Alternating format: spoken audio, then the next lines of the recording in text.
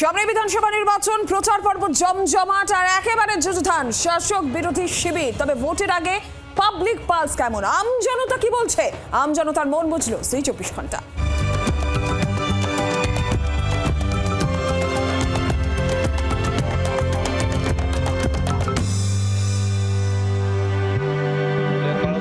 পুরুলিয়ায় তো 9-0 হচ্ছে, বিজেপি 9টাই পাচ্ছে, তৃণমূল 0 হচ্ছে।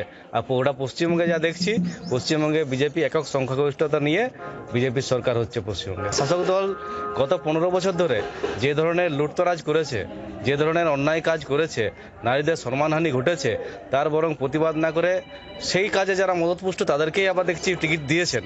এবং তারা যে সরকার এলে ওই একই ধরনের কাজ করবেন না তার কোনো গ্যারান্টি নেই। উল্টে কী হবে, চোরদের একটা বরং আবার সাম্রাজ্য তৈরি হবে। দুপক্ষেরই মানুষকে, যেমন বিজেপি হোক বা তৃণমূলের হোক, দুপক্ষেরই মানুষকে আর যাদেরকে প্রার্থী করেছে তাদেরকে আর বেছে নিচ্ছে না মানুষ।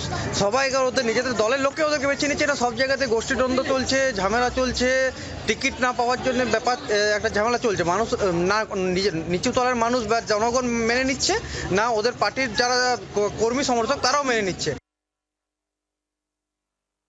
নির্বাচনে তো প্রতিদ্বন্দ্বী থাকবে, হাওয়া থাকবে, কিন্তু যদি আমাকে বলতে হয় তাহলে হাওয়া একদম বর্তমান যে তৃণমূল গভর্নমেন্ট সেই গভর্নমেন্টের পক্ষেই।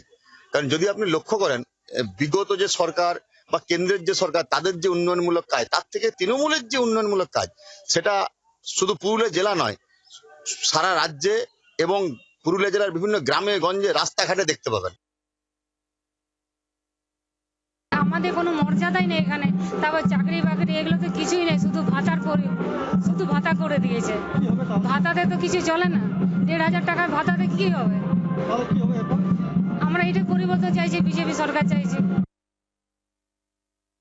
মানুষ দীর্ঘদিনের কেন্দ্রীয় সরকার এবং রাজ্য সরকারের যে বঞ্চনা, যে শোষণ, এই যে বেকারত্ব, এই বেকারত্বের বিরুদ্ধে একমাত্র আমাদের রাহুল গান্ধীর নেতৃত্বে এবারে নো ডাউট সারা পশ্চিমবাংলায় হাত ছাপ ছাড়িয়ে যাবে সমস্ত পার্টিকে।